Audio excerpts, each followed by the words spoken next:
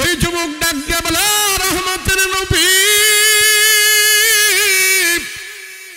এই তো কিছুদিন আগে মদিনার সুন্দরী একটি মহিলা মারা গেছে। রসুল গো, মহিলা যখন মারা গেছে আমি সবচেয়ে বড় খুশি হয়ে গেলাম। মহিলা মানুষ মারা গেছে, তারে সেখানে কাফনের কাপড় বেশি দিবে, তার শরীরে বেশি থাকবে। তারে যখন কবরের ভিতরে রাখবি, আমি মহিলার গা থেকে কাফনের কাপড়গুলো খুলবো আর সেগুলি নিয়ে বাজারে বিক্রি করবো। আমি অনেক দাম পাবো, সে টাকা দিয়ে আমার সংসার পরিচালনা করবো। ওই মহিলা পরহেজগারী নিয়ে আল্লাহর বান্দি, দুনিয়ার বুকে খুব ভালো মানুষ ছিল, রূপসী সুন্দরী পরহেজগারী আল্লাহর বান্দি কিছুদিন আগে মারা গেছে। তার আত্মীয় স্বজনরা জানাজার নামাজ পড়ায়া মদিনার কবরস্থানের ভেতরে রেখে দিয়েছি। তারা যখন দিনের বেলা তারে কবরস্থ করে রেখে দিল, আমি যখন সন্ধ্যা সময় পাইলাম, সন্ধ্যা হইল, সন্ধ্যা সময় যায় রাতের বেলা যায় কবরের মাটিগুলো সরাইলাম, ঢালপালাগুলো সরাইলাম, ছোট্ট একটি আলো নি কবরের ভিতরে আমি প্রবেশ করলাম। এক এক করে পয়গম্বর ওই মহিলার গা থেকে আমি এক এক করে 5খানা কাফনের কাপড় আমি খুললাম। কাপড়গুলো খুলে যখন গাঁটটি বেঁধি, কাপড়গুলো নিয়ে আমি রওনা দিব। এমন মুহূর্তে পয়গম্বর শয়তান আমারে ধোঁকা দিল, আমার দিমাগ নষ্ট করে ফেলল। শয়তান আমারে ধোঁকা দিয়া বলে, যুবক, এই কবরের ভিতরে কত সুন্দরী মহিলার লাশ পড়ে আছে দেখো, কোনো মানুষ নাই, কোনো আলো নাই, কোনো আওয়াজ নাই, কোনো বাতাস নাই। তুমি যদি চাও তাইলে তোমার মনের খাহেশ তুমি মিটাইতে পারো। নাউজুবিল্লাহ। ও রাহমাতুল লিল আলামিন, শয়তানের প্রবঞ্চনায় পড়ে আমার দিমাগ নষ্ট হয়ে গেল। রসুল গো, শয়তান ধোঁকা দিয়ে আমার দিমাগ নষ্ট করে ফেললো।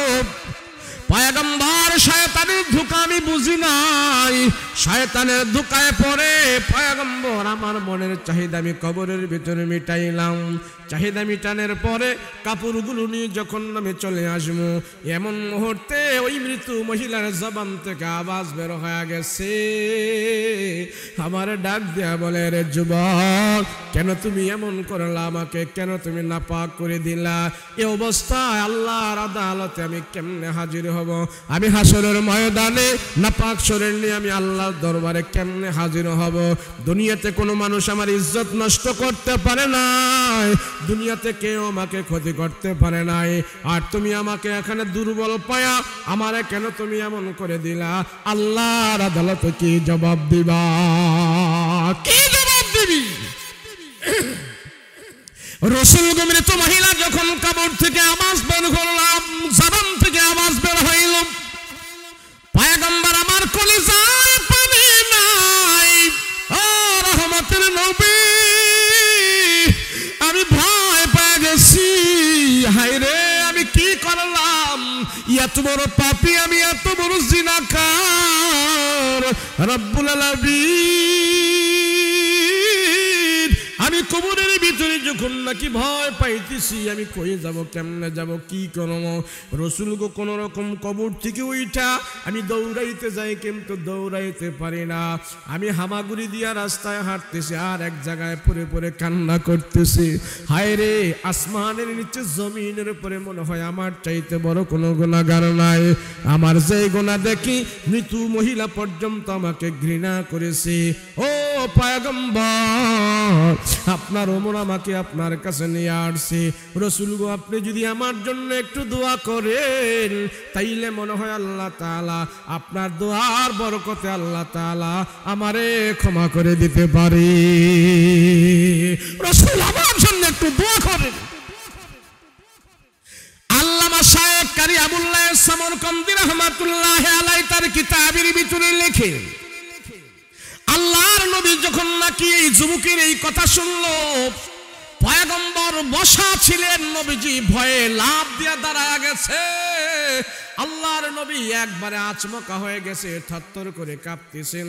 নবী ডাক দিয়া কয়, রে যুবক, হক, মদিনার বুকে তোমার চাইতে এমন জঘন্য অপরাধী আমি রাসূল আর কোনোদিন দেখি নাই। আমি কত পাপী দেখেছি, তোমার মতন পাপী আমি কোনোদিন দেখি নাই। আমি আর এক মুহূর্তের জন্য তোর চেহারাটা দেখতে চাই না রে পাপী, দেখতে চাই না। আমার রাসূলের দরবার থেকে তুমি এখন দূরে যাও, তুমি এখন দূরে যাও। আমি নবীজি তোর মতন পাপীর চেহারাটা এক মুহূর্তের জন্য দেখতে চাই না। আমি রাসূল বহু পাপী দেখেছি, এই মক্কা মদিনায় তার মতো জঘন্য পাপী আমি কোনোদিন দেখি নাই।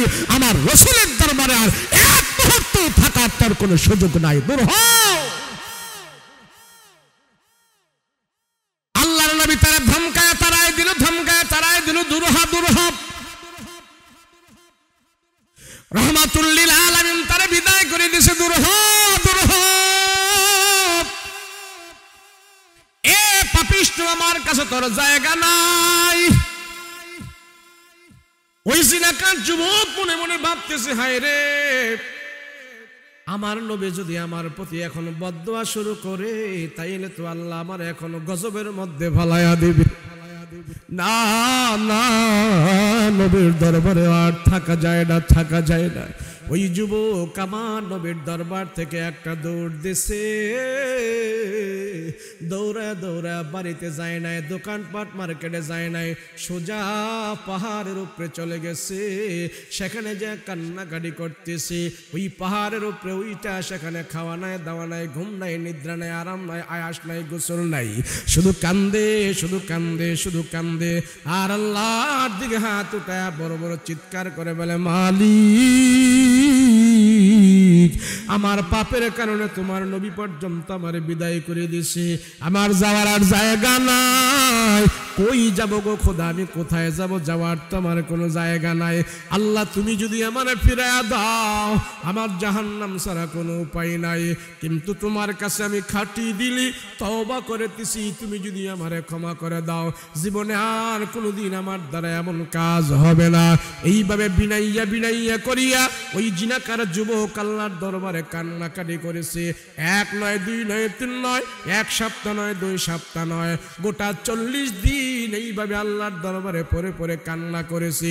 41 দিনের মাথায় আল্লাহ জিবরাইল আমিনকে ডাক দিয়া কয়, জিবরাইল যাও, আমার বন্ধুকে জানাই দিয়ে আসো, যেই জিনাকারের গোনা দেখে আমার নবী পর্যন্ত ভয়ে পায়া গেছে, তার কান্নার কারণে আমি আল্লাহ তাআলা তার গোনা ক্ষমা করে দিয়েছি।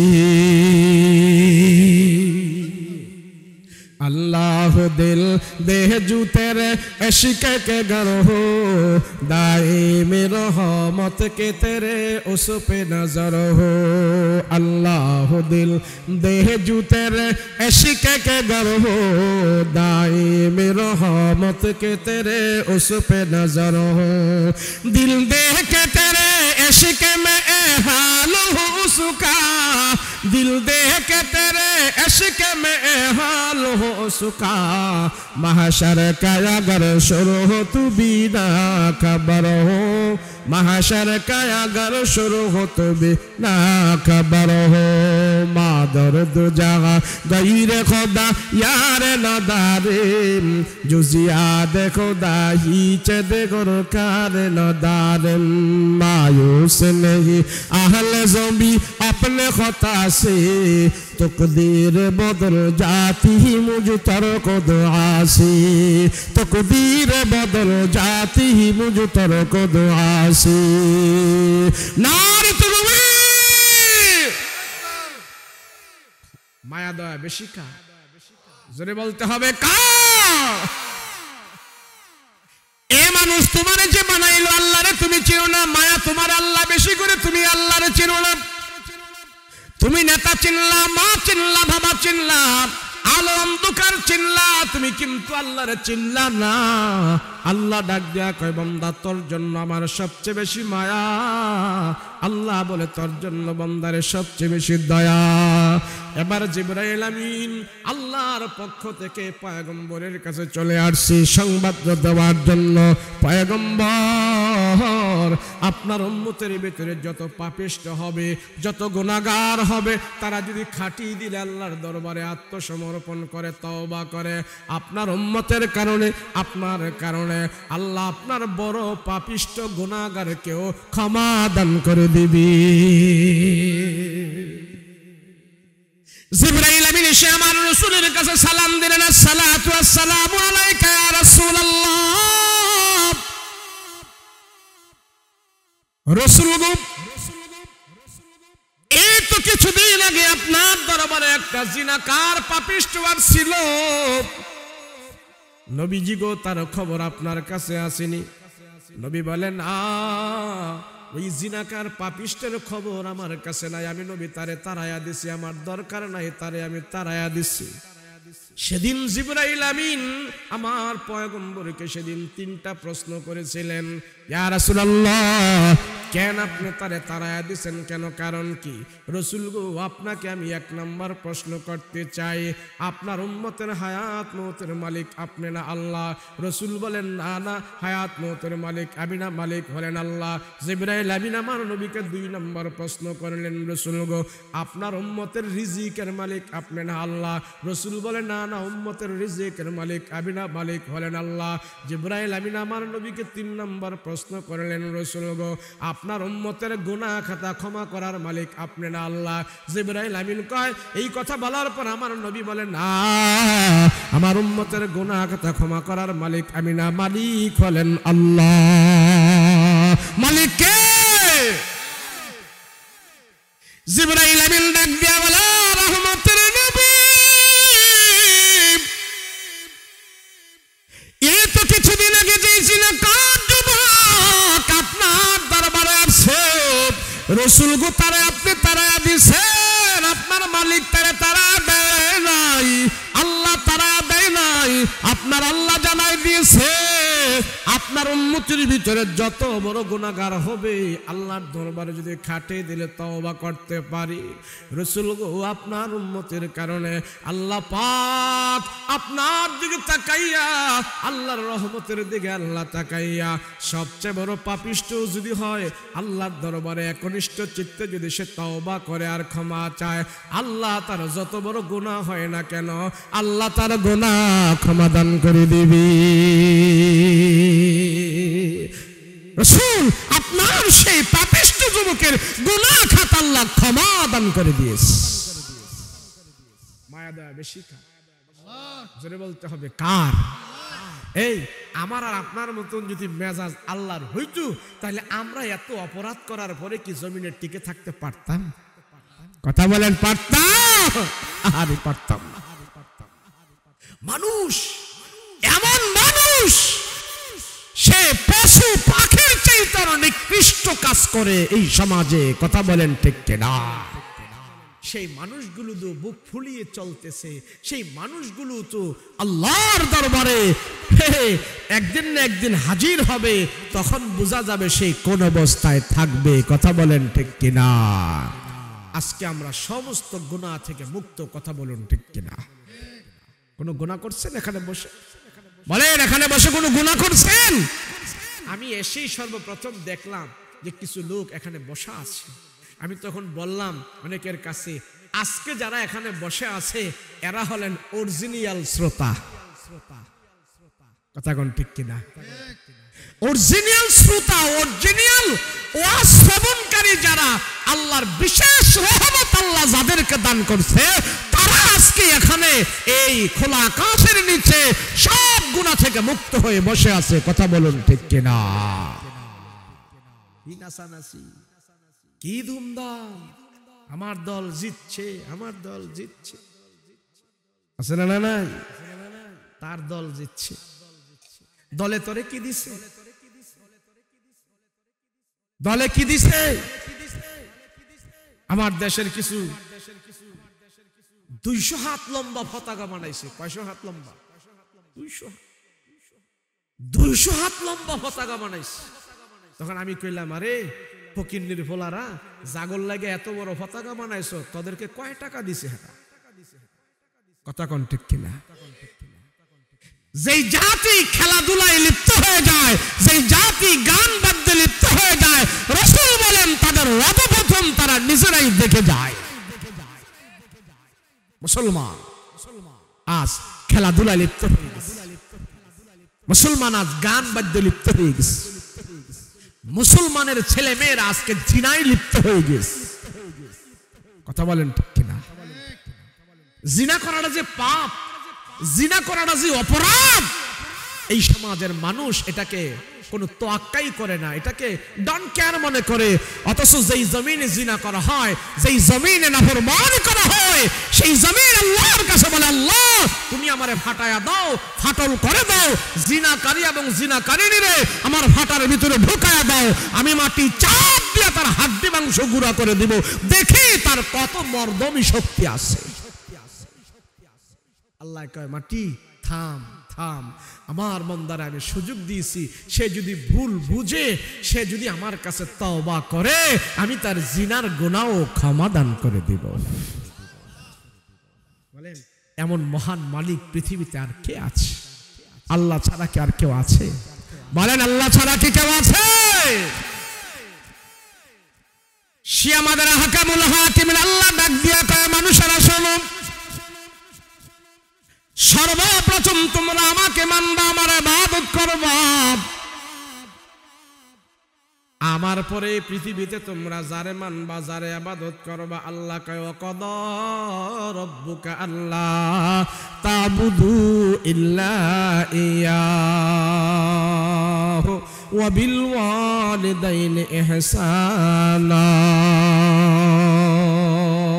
আল্লাহু আকবার। আল্লাহকে আমার ইবাদত করবি, আমারে মানবি, আমারে মানবি, ইবাদত আমারে করবি। এরপরে তারা কারে মানবি? আল্লাহ বলে আমারে মানবি, আমার পরে তোরা কারে মানবি জানোস নি? আল্লাহ এই আয়াতের দ্বিতীয় অংশ বলে, ইল্লা ইয়াহু ওয়া বিল ওয়ালিদাইনি ইহসানা। আমার ইবাদত করবা, আর দুনিয়াতে তোমরা যার উসিলায় দুনিয়াতে আসছো, যার মাধ্যমে তোমরা দুনিয়াতে আসছো, যার দ্বারা দুনিয়ার আলো বাতাস তোমরা দেখেছো, আমার পরে তোমাদের সেই পিতা মাতাকে তোমরা মানবা। প্রথম তো আমি, এরপরে কে? পিতা মাতা। আরে এই যে খেলা আসতেছে, ওহন পিতা মাতার মানবো কেমনে? হুজুর ফুলায় বাদ দেয় না, মায়ায় কথা শোনে না, হুজুর ফুলাফাইন কথা শোনে, শুনবো কেমনে? সেদিন দেখলাম এক মহিলায় এত বিশাল বড় টিভি আনছে বাড়িতে, মহিলায় কি তো পরে শুনলাম মহিলায় সারা রাত খেলা দেখে, বউ জিফুলা লইয়া সব লইয়া আনন্দ ফুর্তি করে, জিফুলা সব নিয়া উনি টিভি নিয়ে আইছে শুধু খেলা দেখার জন্য। কথা কন, কি দেখার জন্য? তো যে মা বসে বসে কবিরা গুনাহ করে, ছেলেরা কি কোরআন শরীফ পড়বে? তো হেরাও তুই গুনাই করবে। কথা কন না দিস। যেই মা বাবা ঘরের ভিতরে বসে গুনাহ করে, তো সন্তানেরা কি তাহাজ্জুদ পড়বে না গুনাই করবে? তা আবার আইসা বলে, হুজুর ফুলাফাইন কথা শুনে না। আরে ফুলাফাইন কথা শুনলো কেমনে? তুমি যে মা, তুমি বাবা, তোমার সন্তানকে বিপদগামী করেছো, সে কথা শুনবো কেমনে? কথা কন ঠিক কিনা? ফুলা এখন হাইটা হাইটা বাজারে যাইতে পারে, তো বাবাই রে আবুল্লা রে, কিন্তু এখন বাজারে যাস বাব্বা, নেই 50টা টাকা লয়ে যাব্বা, আমার জন্য 5টা সিগারেট নিয়ে আইস। কথা বলেন ঠিক কিনা? ফুলা রে বাবাই কয়, বাবা এখন খুশি, হুজুর আমার ছেলে এখন বাজারে যাইতে পারে, স্কুলে যাইতে পারে, খুব ভালো লাগে, আল্লাহ অনেক বছর পরে একটা ছেলে দিছে, তো দোয়া কইরা।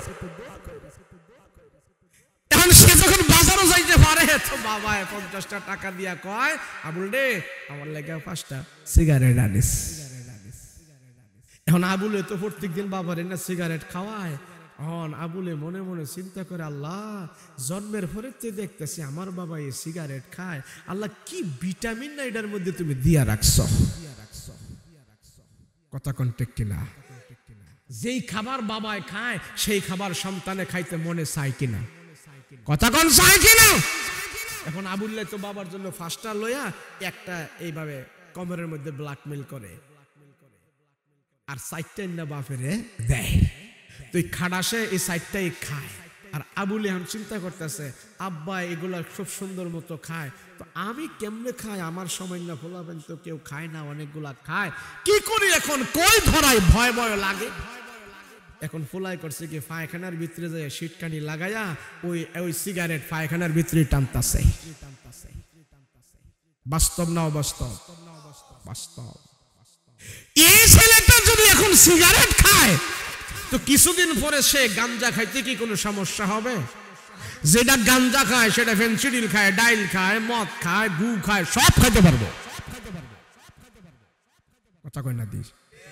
তুই খাওয়াটা সর্বপ্রথম স্টার্ট করলো কে? কথা কই না দি? তো সে যত খাইয়া 2 নাম্বারই হইব, যত খাইয়া সে খারাপ হইব, এই খারাপের পিছনে কে? কথা কই না দি? ঘুমাই গেছেন না? আওয়াজ না করলে ওয়াজ করতাম না। এই খাওয়াটা শুরু করলো কে? জোরে বলতে হবে কে? পোলাটা যে খারাপ হয়েছে হের কারণে হয়েছে না বাপের কারণে হয়েছে? তো এই বাপের যদি কই নাই, বাপে কোনি ফানানি হের কাছ থেকে, হের কাছ থেকে ফোলার কাছ থেকে বাপে কোনি ফানাতো। তো আমার ছেলেরা আমি সুপথে আমি নিজে পরিচালনা করতে পারছি না, আমার কারণে এই ছেলে খারাপ হয়ে যাচ্ছে। আবার আমার যখন পিটায় তখনই বলি আরে ছেলে আমারে মারে, বাদ দেয় না, তো দিব কেমনে? তুই তো ছেলেরে ভালো মতন পড়াশোনা করাইতে পারস নাই, তুই তো তোর ছেলেরে ভালো মতন কোনো শিক্ষা দিতে পারো নাই, তুমি তো যোগ্য পিতা না, তুমি তো অযোগ্য পিতা। কথা বলো ঠিক কিনা? অথচ তুমি যে একজন বাবা, তোমার দামটা তোমার সন্তানকে বুঝাইতে পারো নাই। তুমি যেন একজন মা, তোমার সম্মানটা তোমার সন্তানকে বুঝাইতে পারো নাই। তুমি একজন অথর্ব পিতা মাতা। কথা বলো ঠিক কিনা?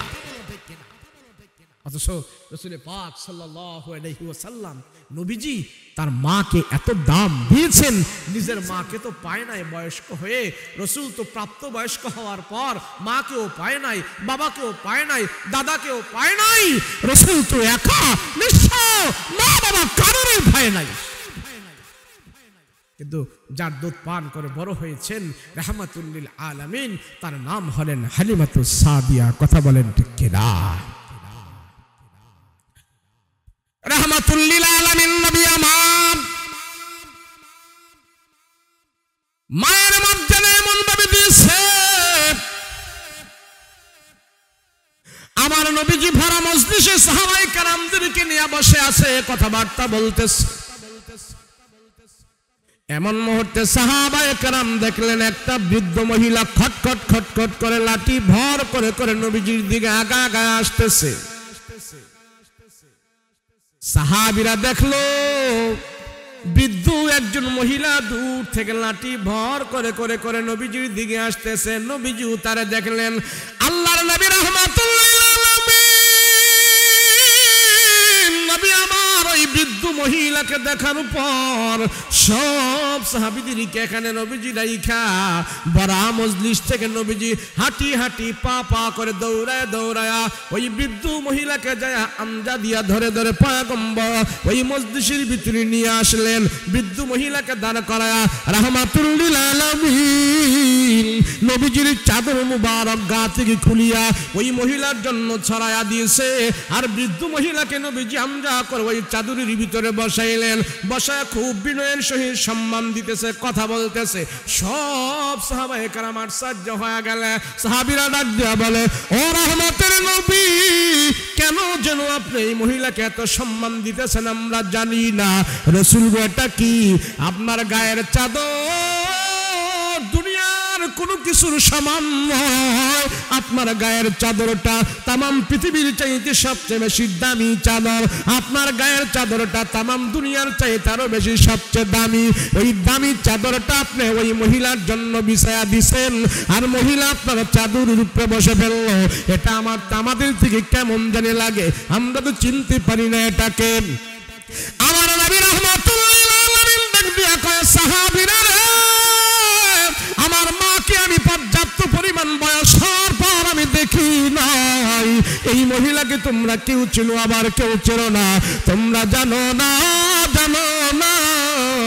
এই মহিলার দুগ্ধ পান করে আমি রাসূল বড় হয়েছি, যার দুধ পান করে আমি নবীজি জীবন ধারণ করেছি, যেই মহিলার দুধ পান করে আমাকে এতটুকু বড় করেছে, ওই মহিলার দুধের দাম আমি দিতে পারবো না। তোমরা তো চিনো না, উনি হইলেন তায়েফের বনু সাদ গোত্রের আমার দুধমা হালিমাতুস সাদিয়া।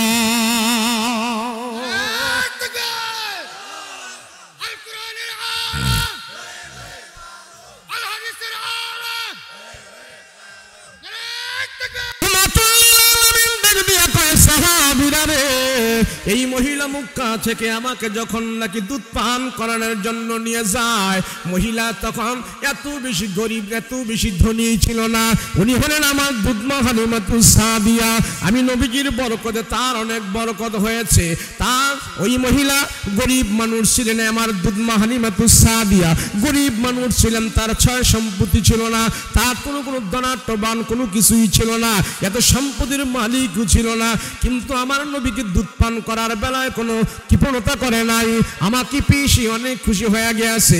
আল্লাহর নবী ডাক দিয়ে বলে, এ সাহাবীরা শুনো, এই মহিলার দুধ পান করে আমি রাসূল বড় হয়েছি।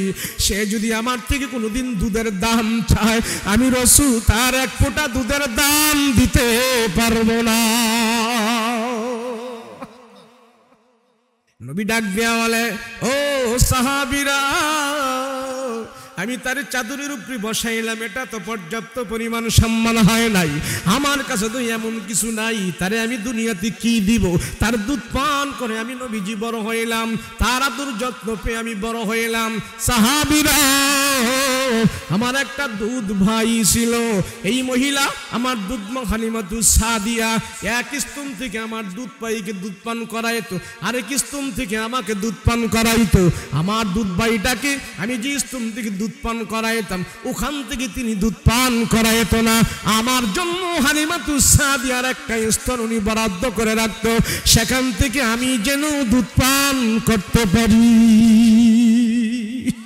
আল্লাহু আকবার। আর আমরা মনে করি বাপ মারে বছরে 5,000 টাকা দিলাম, মাসে মাসে 2-3 হাজার টাকা দিয়া বাপ মারে 2 বেলা খাবার দিয়া বাপ মার হক আদায় করে ফেলেছি। কত মা কান্না করে, হুজুর আমার 5টা সন্তান, একটা সন্তানও আমারে দেখে না। হুজুর গো, আমার সন্তানেরা বড় বড় চাকরিজীবী, আমার খবর নেয় না, আমার খবর নেয় না, আমার খবর নেয় না। এমন পাপিষ্ট আছে না নাই? 5 ভাই 6 ভাই 7 ভাই যখন হয়, তারা মেল বৈঠক করে, বাবারে কোন মাস খাওয়াইবা, মারে কোন মাস খাওয়াইবা। কথা কোন ঠিক না? ছোট ভাই কয় আমি খাওয়ামো 1 সপ্তাহ, বড় ভাই কয় আমি খাওয়ামো 1 সপ্তাহ, একজনে কয় আমি খাওয়াবো 2 মাস, আরেকজনে বলে আমি খাওয়াবো 3 মাস, আর একজনে বলে আমি খাওয়াবো 1 মাস। 1 মাস করে খাওয়ায়া খাওয়ায়া মা বাবার হক আদায় করতে চায়। আর ওই মহিলা ডাক দিয়া কান্দতে কান্দতে বলে, ও হুজুর, আমার 5টা সন্তান সবাই কাম করে, কিন্তু আমারে খাওয়ায় না, আমারে খাওয়ায় না। হাইরি দুনিয়া কত বড় নিষ্ঠুর, কত বড় নিষ্ঠুর। এই মহিলার গর্ভে 5টা সন্তান মহিলা ধারণ করেছে। মা 5টা সন্তান এক পেটের ভিতরে ধারণ করতে পারে। তোমাদের সন্তান 5 ভাইকে মা এক পেটের ভিতরে রেখেছে। এক মায়ের পেটের ভিতরে তোমরা 5 ভাই পর্যায়ে ক্রমে আসছো, কিন্তু আজকে 5টা ভাই একটা মার খাওন দাওন খাওয়াইতে পারো না। কিন্তু 5টা ভাইকে তো মা পেটের ভিতরে 10 মাস করে করে যখন নাকি পেটের ভিতরে নিয়েছে, খাবারের জন্য তোমরা অন্য কোথাও যাও নাই, মায়ের পেটের ভিতরেই তো তোমরা খাবার দাবার খেয়েছো। তোমাদের কি তোমার মা পেটের ভিতরে লালন পালন করেছে? পেটে নিয়ে তোমার মা বাবা তোমাকে ধারণ করেছে, তোমার মা তোমাকে পেটের ভিতরে নিয়ে রাখছে, তোমার মা তোমাকে পেটে নিয়ে শুয়ে আসিল, তোমার মা পেটে নিয়ে তোমাকে হাঁটা চলা করেছে। কিন্তু তোমাকে যেই মা পেটের ভিতরে রাখছে, কিন্তু সেই মাকে তোমরা 1 মাস খাওয়ায়া খাওয়ায়া বলো মা বাবার হক আদায় করে ফেলেছি। না দোস্ত, না না, আল্লাহর রাসূল বলেন ওই মার তোমার গায়ের চামড়া দিয়া যদি মা বাবাকে তুমি লেপ্তশোক বানায়া দাও, মা বাবার হক আদায় হবে না। হবে কি বলেন? হবে আর না। তাইলে সন্তানগুলো এমন হইল কেন? কারণ কি? সন্তানগুলো এত খারাপ হইল কারণ কি?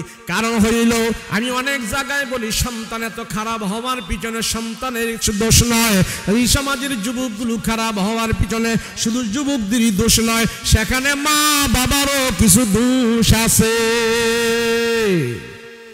আছে না? না মা বাবার দোষ কি আছে? আমি বলি সব জায়গায় বলি এটা, একটা যুবকও খারাপ হওয়ার কোনো সুযোগ নাই। কথা বলেন ঠিক কিনা? যুবকগুলো খারাপ হয় 80% সেখানে দায়ী মা বাবা। কথা বলেন কে? বিশ্বাস হয় না? বিশ্বাস হয় না? যুগ বিয়োগ সূত্র যাচাই করে দেখেন, যুবক খারাপ হওয়ার পিছনে মা বাবাই দায়ী। কথা বলেন ঠিক কিনা? মা বাবার কারণে সন্তান আল্লাহর ওলি হয়, মা বাবার কারণে সন্তান সন্ত্রাসী হয়। আমি কথাটা বলি, আমার ওয়াজ আমি শেষ করে দিব, আপনাদেরকে নিয়ে মুনাজাত করব। আপনারা বাইজিদ বুস্তামির নাম শুনেছেন? কোন কলেজে পড়ছে জানেন? জানেন না। কোন মাদ্রাসায় পড়ছে জানেন? জানেন না। উস্তাদের নাম কি জানেন? জানেন না। বাইজিদ বুস্তামি কোন মাদ্রাসায় পড়ে নাই, কোন কলেজে পড়ে নাই, কোন ভার্সিটিতে পড়ে নাই, তার শিক্ষক কেউ নয়। বাইজিদ বুস্তামির ভার্সিটি, পাঠশালা, বিদ্যালয় হলো মায়ের স্থান, মায়ের ঘর, মায়ের কোল। আর বাইজিদ বুস্তামির উস্তাদ হলেন তার মা। কথা বলেন ঠিক কিনা? মা তারে আদব শিখাইছে, মা তারে ওযু শিখাইছে, মা তারে নামাজ শিখাইছে, মা তারে কোরআন শিখাইছে, মা তারে রসুলের সুন্নাত শিখাইছে। এইভাবে মায়ের তালিম পেয়ে পেয়ে বাইজিদ বুস্তামি এত ভালো হয়েছে, সে মার সাথে সৎ আচরণ করেছে। এই আচরণ করার কারণে আল্লাহ তার জগৎ বিখ্যাত ওলি বানাইয়া দিয়েছে। আজকে আমার সন্তানকে আমি সৎ আচরণ শিখাইতে পারি না, আমার সন্তানকে আমি নামাজের তালিম দিতে পারি না। তার না পারার কারণ হইল আমি নিজেই তো জানি না। কথা কোন ঠিক কিনা? অনেক মুরব্বী আছে ওযুর ফরজ কয়টা জানে না। কথা কোন ঠিক কিনা? অনেক মুরব্বী আছে গোসলের ফরজ কয়টা সে জানে না। গোসলের ফরজ না জানা যদি সে গোসল করে তার গোসল হবে না, গোসল না হলে তার নামাজ হবে না, নামাজ না হলে তার কিচ্ছুই হবে না। তো সন্তান ভালো হইতো কে? কোত্থেকে ভালো হবে? বাইজিদ বুস্তামি রাহিমাহুল্লাহু তাআলা জগৎ বিখ্যাত ওলি। বাইজিদ বুস্তামি, লম্বা ঘটনা সংক্ষিপ্ত করে বলছি, রাত্র অনেক হয়ে গেছে। খানায় কাবায় গিয়া তাওয়াফ করতেছে, হজ করতে গেছে। বাইজিদ বুস্তামি হজ করতেছে, হজে যায়া তাওয়াফ করতেছে। আল্লাহুম্মা লাব্বাইক লাব্বাইক লা শারীকা লাক লাব্বাইক, লাব্বাইক বলে বলে খানায় কাবার কাজ তাওয়াফ করলো, সম্পাদন করলো। তাওয়াফ করে করে আল্লাহর দরবারে হাত উঠাইলেন। আল্লাহ, এবার কয়জন হাজী আসছে আর কার কার হজ কবুল হয়েছে আল্লাহ তুমি আমার একটু জানাই দাও, জানাই দাও। এই দোয়া করতে করতে বাইজিদ বুস্তামি হাতিমে কাবার উপরে ঘুমায়া গেছে। বাইজিদ বুস্তামি রাহমাতুল্লাহি আলাইহি আল্লাহর দরবারে দোয়া করে, মালিক এবছর কয়জন হাজী আসছে আর কার কার হজ আল্লাহ তুমি কবুল করলা। আল্লাহ গো আমার একটু জানা দাও কোন কোন হাজির হজ কবুল হয়েছে, আমার জানবার মন চায়, জানবার মন চায়, জানাই দাও, জানাই দাও। ঘুমের ঘরে দোয়া করতে করতে বাইজিদ বুস্তামি হাতিমে কাবার উপরে ঘুমায়া গেছে। ঘুমের ঘরে আল্লাহ পাক তার স্বপ্নে দেখাইতেছে, হে বাইজিদ যত হাজির আসছে হজ করার জন্য আমি আল্লাহ সবার হজ কবুল করেছি, তবে একজন হাজির হজ আমি আল্লাহ কবুল করি নাই। কয়জন? বাইজিদ রে আমি একজন হাজির হজ আমি আল্লাহ কবুল করি নাই। এই হাজিরে তুমি খানা কাবায় পাবে না, মক্কায় পাবে না।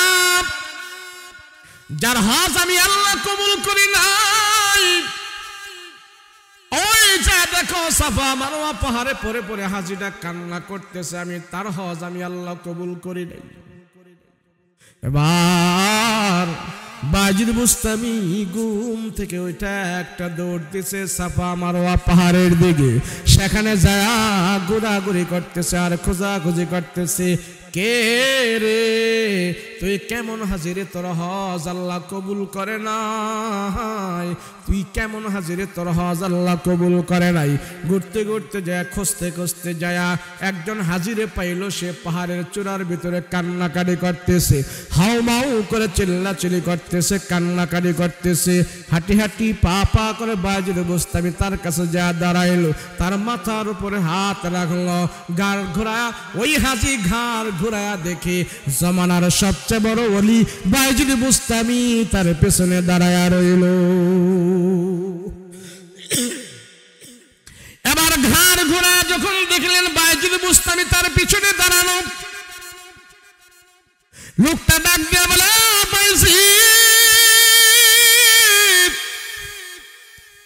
কি ব্যাপার, এইখানে তো তোমার ছাড়া আর কেউ নাই, আমার ছাড়া এখানে কেউ নাই, কেউ যখন এই পাহাড়ের মধ্যে আসে না, আমি একা একা নির্জনে পাহাড়ের মধ্যে চলে আসছি, তুমি কেন চলে আসছো, কারণটাকে বলো। বাজিদ বুস্তামি কয়, আমি এখানে কেন আসলাম সেটা পরে বলবো, আগে তুমি বলো এখানে কেন আসলা, তুমি এখানে কান্নাকাটি করো, কারণটা কি, কেন এখানে কান্না করতেছো, কারণ কি? অনেক মানুষ খানায় কাবাব গিলাপ ধরে ধরে কান্না করে, আর তুমি এখানে কেন কান্না করো, আমার একটু জানাই দাও, কেন কান্না করো, এখানে কান্নার কারণটা কি? বাজিদ বুস্তামি রহমাতুল্লাহি আলাইহি বলে, তুমি সাফা মারওয়া পাহাড়ে কান্না করো, কারণটা কি? লোকটা ডাক দিয়া কয়, বাইজি তুমি আমারে চেনো না, কিন্তু আমি তোমারে চিনি, তুমি জগৎ বিখ্যাত একজন আল্লাহর ওলি, আমি কিন্তু এই জামানার সবচেয়ে বড় সন্ত্রাসী, তুমি যেমন বড় আল্লাহর ওলি, আমি হইলাম এই জামানার সবচেয়ে বড় সন্ত্রাসী। বাজিদ বুস্তামি বলে, কেন রে তুই সন্ত্রাসী করো, কারণটা কি? বুঝলাম তুই বড় সন্ত্রাস, এখানে পরে পরে কান্না করো, কারণটা কি? এবার বাজিদ বুস্তামি তার দিকে তাকায় দেখে লোকটা আল্লাহর দরবারে দোয়া করতেছে, লোকটা কান্নাকাটি করতেছে, কিন্তু লোকটার এক হাত নাই, আল্লাহর বান্দার এক হাত নাই, আর এক হাত উঠে আল্লাহর দরবারে দোয়া করতেছে, কান্নাকাটি করে। বাজিদ বুস্তামি কয়, ভাই রে তোর নাম কি? কয়, আমার নাম হারুন। কয়, হারুন রে তুই এক হাত উঠে আল্লাহর দরবারে কান্না করস, কারণটা কি? তোর আরেকটা হাত কই? মানুষ তো আল্লাহর দরবারে দুই হাত উঠায় দোয়া করে, তুই এক হাত দিয়া দোয়া করস, কারণটা কি? বাজিদ বুস্তামি চাদর আগলা দেখে লোকটার একটা হাত নাই, এখান থেকে কর্তন করা। এবার বাজিদ বুস্তামি বলে, তোমার এই হাতটা গেল কোথায়? কয়, বাইজিদ এই হাতটা আমি নিজে নিজে কাইটা কোবায়া কোবায়া আলাদা করে ফেলে দিয়েছি। কি রে, তোর হাত তুই নিজে কাইটা ফেলাইলি, কারণটা কি? লোকটা ডাক দিয়া কয়, বাইজিদ তুমি তো জানো না, এই হাত দিয়ে আমার মারে আমি আঘাত করেছিলাম। বাইজিদ জানো, তোমার মা তো তোমারে নামাজ রোজা ওযু গোসল আদব কায়দা লেহাজ তবিয়ত সুন্নাত ওয়াবিদ সব শিখাইছে, আমার মা আমার এগুলো কিচ্ছু শিখায় নাই। আমার মার অবহেলার কারণে আমি এলাকার টাউট বাটপার গামজাখোর মদখোর সন্ত্রাসী ছেলেদের সাথে আমার সঙ্গ ছিল। আমি একদিন নেশা খাইয়া মাতাল হয়ে আমার মার উপরে আমি আক্রমণ করেছিলাম। এখন যেহেতু আমি বুঝতে পেরেছি আমি অন্যায় করেছি, হজে আসার আগে আমার দিলের ভিতরে ধাক্কা লাগলো, হয় রে যেই হাত দিয়ে মারে আমি আঘাত করেছি, বাইজিদ এই হাত নিয়ে আমি আল্লাহর খানায় কাবায় আসবো না। আমি মনের উপর জিদ কইরা যে হাত দিয়ে মারে আঘাত করছি, সেই হাতটা আমি নিজে নিজে কাইটা কুবায়া কুবায়া আলাদা করে ফেলে দিস। বাজিদ বুস্তামি আশ্চর্য হয়ে গেল, আল্লাহ, যে মানুষ নিজের অপরাধ জানিয়ে হাত কাইটা ফেলাইছে, পা কাইটা ফেলাইছে, আল্লাহ তারে মাফ করে দাও, মাফ করে দাও। বাজিদ বুস্তামি আল্লাহর দরবারে হাত উঠা দোয়া করতেছে, আল্লাহ তারে মাফ করে দাও, মাফ করে দাও।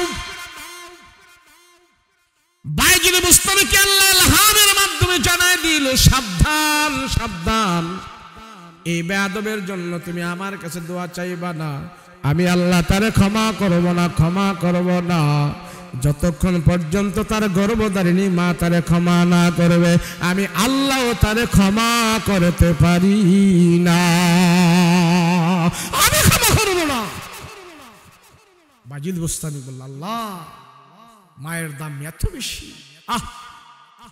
তার জন্য আমি আল্লাহর কাছে অনেক চেয়েছিলাম, কিন্তু আল্লাহ তোরে ক্ষমা করবে না, আমার বাইজিদের কিচ্ছু করার নাই, যায় আমার পথ আমি দৌড়ি, তোর পথ তুই দর। বলেন এই সন্তানটা খারাপ হওয়ার পিছনে কার অবহেলা? কথা কন না কে, কার?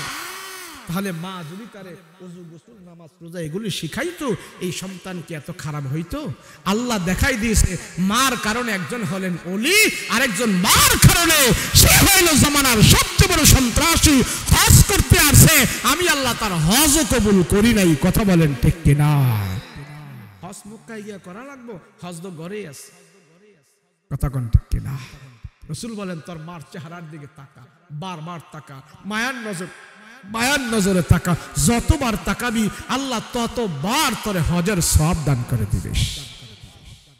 বলেন এর চেয়ে মর্যাদা আর জন্য আল্লাহ পাক বলছেন আমার পরে পৃথিবীতে স্থান হলো সম্মানের, স্থান হলো সম্মানের পাত্র হলো তোমাদের গর্ভধারিণী মা।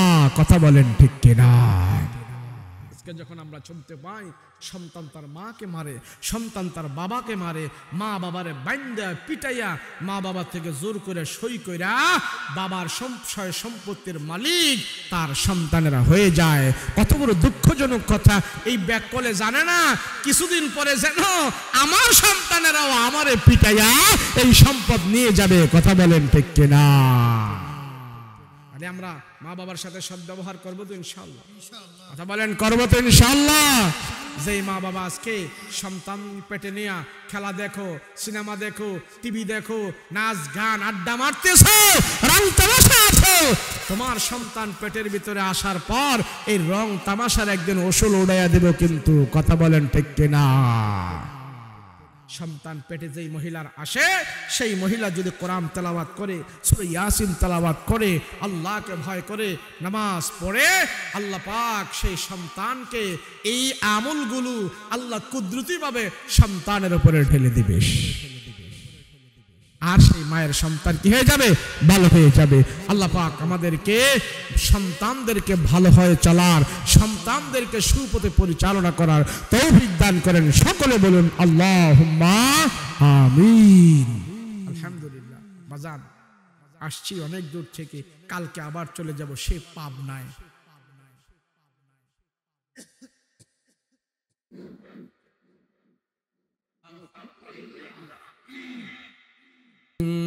আলহামদুলিল্লাহি রাব্বিল আলামিন ওয়াল আকিবাতু লিল মুত্তাকিন, আসসালাতু ওয়াসসালামু আলা আশরাফিল আমবিয়াই ওয়াল মুরসালিন। রব্বানা যালামনা আনফুসানা ওয়া ইল্লাম তাগফির লানা ওয়া তারহামনা লানাকুনান্না মিনাল খাসিরিন। রব্বিরহামহুমা কামা রব্বায়ানি সগীরা, রব্বিরহামহুমা কামা রব্বায়ানি সগীরা। আল্লাহুম্মা ওয়াফিক আলাইনা লিমা তুহিব্বু ওয়া তারদা, আল্লাহুম্মা হাসিবনি হিসাবান ইয়াসীরা। রব্বুল আলামিন পরওয়ারদিগারে আলম, আয় আল্লাহ রাত্র অনেক হয়ে গেছে, গভীর রাত, তোমার বান্দারা বাড়িতে যায় নাই, দুইটা হাত তোমার আদালতে উঠে দিছে রে আল্লাহ। আয় আল্লাহ যত রাত্রি বেশি হয়, গভীর রাত, এত রাত্রি কোনো মানুষ জাগনা থাকে না। রাত্র যত গভীর হয় মানুষের দরজা জানালা বাসা বাড়ি সব বন্ধ হয়ে যায়, রোডঘাট গুলো ফাঁকা হয়ে যায়, অফিস আদালত বন্ধ হয়ে যায়, দোকানপাট মার্কেট বন্ধ হয়ে যায়। আল্লাহ, মানুষগুলো ঘুমায় থাকে, দুনিয়া একবারে স্তব্ধ হয়ে যায়, রাতের অন্ধকারে একবারে চুপ হয়ে যায়।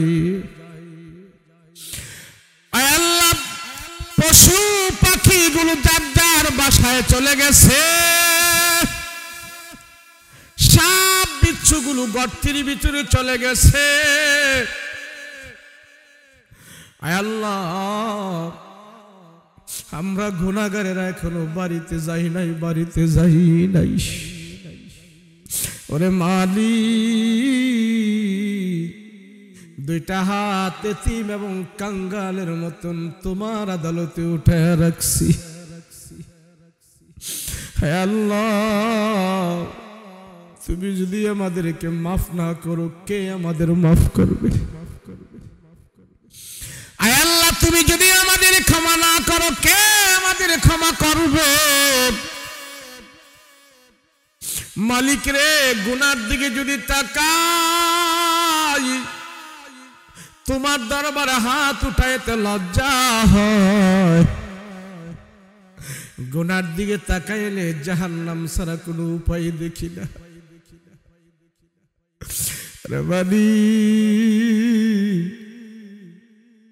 জিন্দেগির সব গুনাহ খাতা মাফ কইরা দাও। আল্লাহ, আমরা অপরাধী, আমরা দোষী, তারপরও তোমার দরবারে হাত উঠাইছি। তুমি ছাড়া আমাদের কেউ নাই, তুমি ছাড়া আমাদের কেউ নাই। আয় আল্লাহ, এই পৃথিবীতে সব আমাদের পর, কেউ আমাদের আপন না, কেউ আমাদের আপন না। মালিক রে, তুমি একমাত্র আমাদের আপন, তুমি ছাড়া আমাদের কেউ আপন না। আয় আল্লাহ, বক্তার গুনার খবর শ্রোতারা জানে না, শ্রোতাদের গুনার খবর বক্তা জানে না। মা বাবার গুনার খবর সন্তানেরা জানে না, সন্তানদের গুনার খবর মা বাবা জানে না। দুনিয়ার কেউ জানুক আর না জানুক, আল্লাহ তুমি জানো। এত জানার পরও তোমার বান্দার গুনাহগুলো তুমি রহমতের চাদর দিয়া ঢাইকা রাখছো। আয় আল্লাহ, মা বাবার গুনার খবর যদি সন্তানেরা জানতো, সন্তানেরা মা বাবারে মা বাবা বলিয়া ডাক দিত না। আল্লাহ, সন্তানদের গুনার খবর যদি মা বাবা জানতো, সন্তানদেরকে ঘর থেকে বের করে দিত, ত্যায্য পুত্র করে দিত। মালিক রে,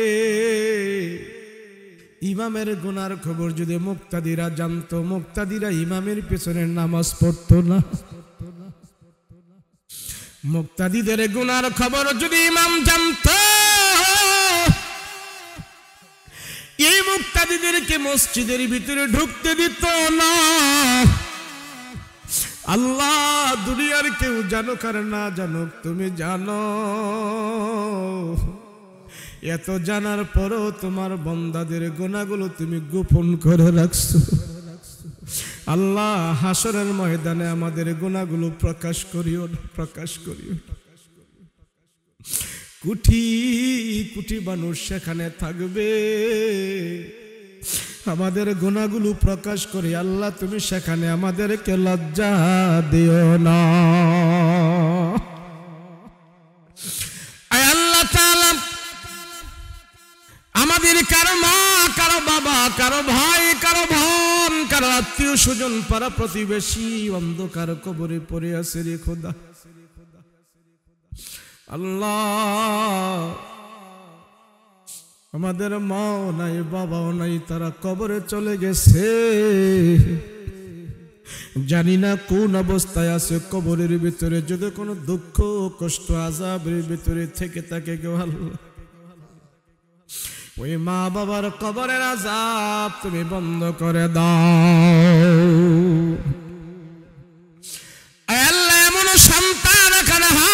দিছে, এ হাত দিয়া তার মা বাবারে কবরের ভিতরে রাখছে। এমনও সন্তান এখানে হাত উঠাইল, এ হাত দিয়া তার মা বাবারে কবরের ভিতরে ঢুকাইল। আয় আল্লাহ, হাত দিয়া মা বাবার কবরের উপরে মাটি দিছে, এই হাত দিয়া মা বাবার কবরের উপরে বাঁশের ফালটা বিছায়া দিছে রে মালিক। এই হাতগুলো আজকের মাহফিলে নিশি রজনীতে, গভীর রজনীতে তোমার আদালতে উঠাইছে। আল্লাহ, যেই সন্তান মা বাবার জন্য কান্না করে, যেই সন্তান মা বাবার কবরের আযাব মুক্তের জন্য চোখের পানি বের করে দিয়েছে, আল্লাহ সন্তানের চোখের পানি, আয় আল্লাহ সন্তানের চোখের পানি নিয়ে মা বাবার কবরের আগুন নিভায়া দাও। সন্তানের চোখের পানি দিয়া মা বাবার কবরের আগুন তুমি নিভায়া দাও। আয় আল্লাহ, মা বাবার হক আমরা আদায় করতে পারি নাই মালিক।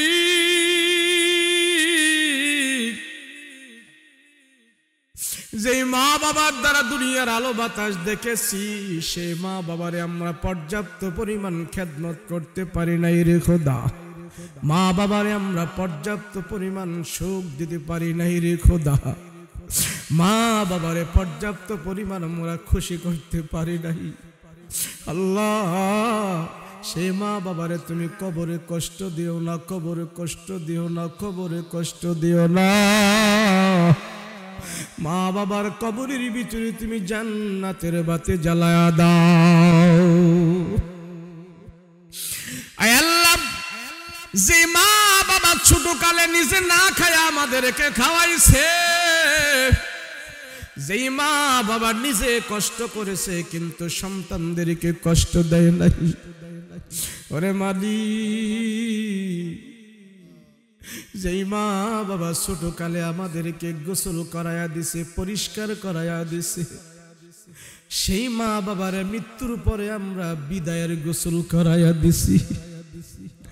যে মা বাবা আমাদেরকে নতুন নতুন জামা পরায়া আনন্দ করাইছে, ঈদের দিন আসলে দেখতাম বাবা আমাদেরকে নতুন জামা কিনে দিয়ে আনন্দ করাইছে, আর বাবার গায়ে দেখতাম মাঝে মাঝে পুরান জামা পরে থাকছে, কিন্তু সেই বাবার মৃত্যুর পরে আমরা কাফনের জামা পরায়া বিদায় করে দিছি। আল্লাহ, ছোটকালে মা বাবা আমাদেরকে কাঁধে করে করে নিয়ে আনন্দ করেছে, ওই মা বাবারে আমরা মৃত্যুর পরে কাঁধে করে করে নিয়ে কবরের ভিতরে রাখছি। ওরে মালিক, ওই মা বাবার কবরের ভিতরে তুমি জান্নাতের বাতি জ্বালায়া দাও। আল্লাহ, পিতা মাতার কবরে আযাব দিও না, দাদা দাদির কবরে আযাব দিও না, নানা নানির কবরে আযাব দিও না। আয় আল্লাহ, আমরা দুনিয়ার জমিন ছেড়ে একদিন কবর জগতের সাথে হব, কবরের বাসিন্দা হব। আল্লাহ, আমরাও তো মৃত্যুবরণ করব মালিক, তুমি আমাদেরকে মরণ দিবা, শহীদি মরণ দিও, আমাদেরকে তুমি ইমানে মরণ দিও রে আল্লাহ, জান্নাতে মরণ দিও আল্লাহ, ইমানে মরণ দিও, শহীদি মরণ আমাদেরকে দিও, শুক্রবারে আমাদেরকে মরণ দিও, নামাজরত অবস্থায় মরণ দিও, সাজদা অবস্থায় মরণ দিও, রুকু অবস্থায় মরণ দিও, কোরআন তেলাওয়াত অবস্থায় আমাদের মরণ দিও, শুক্রবারে মরণ দিও, রমজানে আমাদেরকে মরণ দিও। আল্লাহ, কোরআন তেলাওয়াত করতে করতে যেন আমরা মৃত্যুবরণ করতে পারি, সে তৌফিক আমাদের দান করে দিও। আল্লাহ বেঈমানি মরণ আমাদেরকে দিও না, মুনাফিকি মরণ আমাদেরকে দিও না, জাহান্নামী মরণ আমাদেরকে দিও না, অ্যাক্সিডেন্ট দুর্যোগ গাড়ির চাক্কার নিচে ফেলায় আমাদেরকে মরণ দিও না, শহীদি মরণ আমাদেরকে দান করিও।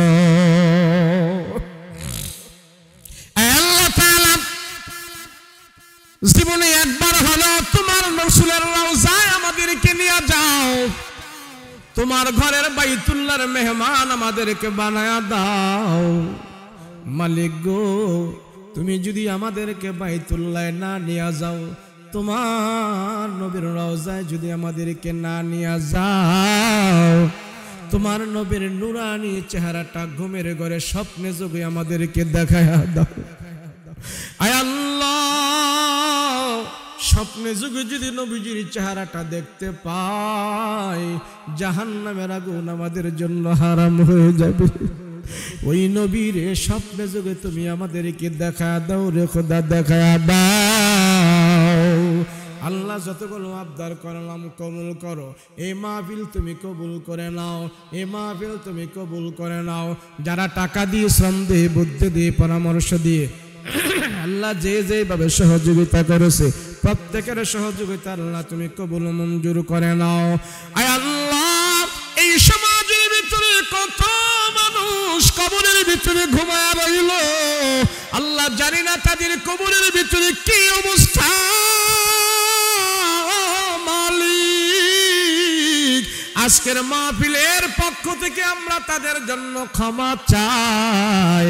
আল্লাহ মাহফিলের হাদিয়া তাদের কবরের ভিতরে নাজাতের বাণী হিসাবে পৌঁছায়া দাও রব্বুল আলামিন। অত্র এলাকায় যত মুর্দারা কবরের ভিতরে আছে, প্রত্যেককে আল্লাহ তুমি মাফ করে দাও। আজকের মাহফিলের হাদিয়া তাদের কবরে পৌঁছায়া দাও। আল্লাহ মা বোনদেরকে কবুল করে নাও, মা বোনদেরকে স্বামীর খেদমত করার তৌফিক দান করে দাও। স্বামী যারা আছে, স্বামী যারা আছে, স্ত্রীদেরকে মহব্বত করার তৌফিক দান করে দাও। আয় আল্লাহ, তোমার বান্দারা যেন তোমার পথে সব সময় চলতে পারে, আল্লাহ সেই তৌফিক দান করে দাও।